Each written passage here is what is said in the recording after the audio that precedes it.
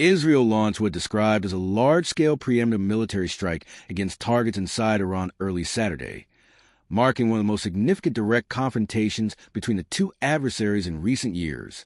The Israel Defense Forces said the operation was based on intelligence assessments indicating that Iran was preparing an imminent missile and drone assault on Israeli territory. Israeli officials characterized the strike as defensive in nature, aimed at neutralizing launch capabilities and command infrastructure before an attack could be carried out. Please subscribe, like, and share for more updates. Thanks. Shortly after the Israeli announcement, explosions were reported in and around Tehran, with Iranian state media confirming that air defense systems had been activated. While Iranian authorities acknowledged that certain military-related sites were targeted, they did not immediately release detailed information regarding casualties, the full extent of the damage, or the specific facilities involved. Independent verification of strike locations and impact remains limited as the situation continues to develop. Within Israel, sirens sounded across several major population centers, including Tel Aviv and Jerusalem, prompting residents to seek shelter. The Israeli government declared a nationwide state of emergency and temporarily closed schools and non-essential public services in anticipation of possible retaliation. Public transportation schedules were adjusted, and air traffic at major airports experienced delays as security protocols were heightened.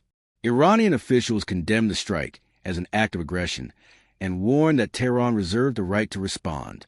Statements carried by Iranian media described the Israeli action as a violation of sovereignty and international law.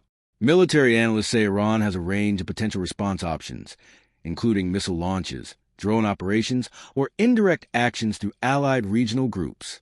The escalation comes amid long-running disputes over Iran's nuclear program and ballistic missile development.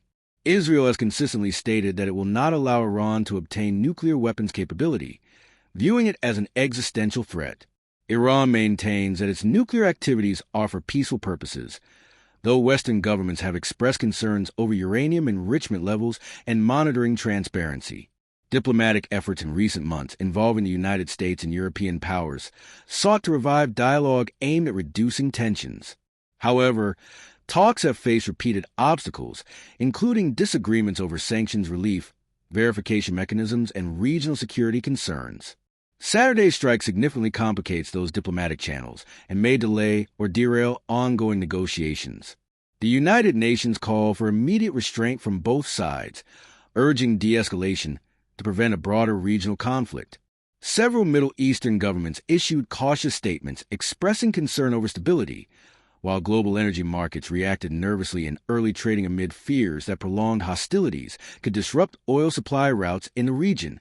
Security experts note that while Israel and Iran have engaged in shadow conflict for years, through cyber operations, covert strikes, and proxy confrontations, direct military exchanges carry heightened risk of rapid escalation.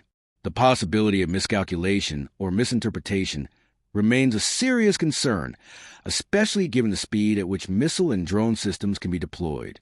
As of late Saturday, neither Israeli nor Iranian authorities had released comprehensive casualty figures. Both governments indicated that their armed forces remain on high alert. Civil defense units in Israel continue to advise residents to stay near protected areas, while Iranian air defenses remain activated around key strategic sites. With tensions at their highest point in months, the coming hours are likely to determine whether the situation stabilizes or spirals into a wider confrontation. International observers stress that sustained communication channels and diplomatic engagement will be critical to preventing further escalation in an already volatile region.